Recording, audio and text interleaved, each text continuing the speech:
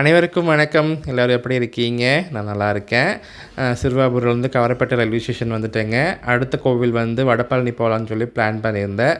So அதுக்காக விம்கோலேயே இறங்கிட்டேன். விம்கோலேருந்து நம்ம மெட்ரோ ட்ரெயின் பிடிச்சி போய்க்கலாம் அப்படின்ட்டு. ஸோ இந்த மாதிரி நம்ம மெட்ரோ எக்ஸ்பீரியன்ஸ் பண்ணதாங்க உண்டு. நமக்கு சென்னையில் என்ன வேலை, மெட்ரோவில் என்ன வேலை இல்லையா? சரி ஓகே அப்படின்ட்டு அங்கேருந்து மெட்ரோ ட்ரெயின் பிடிச்சி வடபழனி போயிட்டேன்.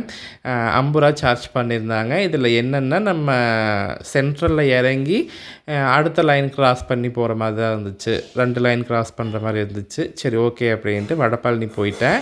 அங்கே வந்து ஒரு மணிக்கு நட சாத்தினாங்கன்னா 3 மணிக்கு தான் நட மறுபடியும் நீக்குவாங்க. நான் வந்து ஒரு 2:30க்கே போயிட்டேன். அப்போவே கொஞ்சம் கூட்டம் இருந்துச்சு. சரி ஓகே நம்ம சாப்பிட்டு போயிடலாம் அப்படின்ட்டு அங்கேயும் ஒரு ஹோட்டலில் சாப்பிட்டு போய் லைனில் நின்னுங்க. சிறுவாபுரி மாதிரிலாம் இல்லைங்க. அங்கே ஒரு 1/2 ஹவர்லேயே பார்த்திங்கன்னா சாமி தரிசனம் பண்ணியாச்சு. அந்த அளவுக்கு தான் க்ரௌட் இருந்துச்சு. அதுக்கப்புறம் அங்கே வந்து நிறையா ஃபோட்டோஸ் வீடியோஸ் எல்லாம் எடுத்துகிட்டு அங்கே வந்து எனக்கு மேலே வந்து ஒரு முருகர் ஃபோட்டோ வரைஞ்சிருந்தாங்க. எனக்கு ரொம்ப பிடிச்சிருந்தது அந்த முருகர் ஃபோட்டோ.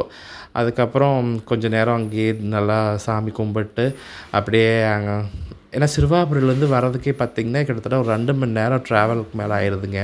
அதனால ரொம்ப சலுப்பு. அங்கேயே உட்காந்தாச்சு. அதுக்கப்புறம் பார்த்திங்கன்னா சரி ஓகே நான் அடுத்து வர முடிஞ்சால் வரேன், அப்படி இல்லைன்னா என்னை மன்னிச்சிக்கோங்க அப்படின்ட்டு அவருக்கு ஒரு பாய் சொல்லிவிட்டு நம்ம அங்கேருந்து கிளம்பியாச்சுங்க. சரி ஓகேங்க, அடுத்த ஒரு வீடியோவில் பார்க்கலாம். பாய்.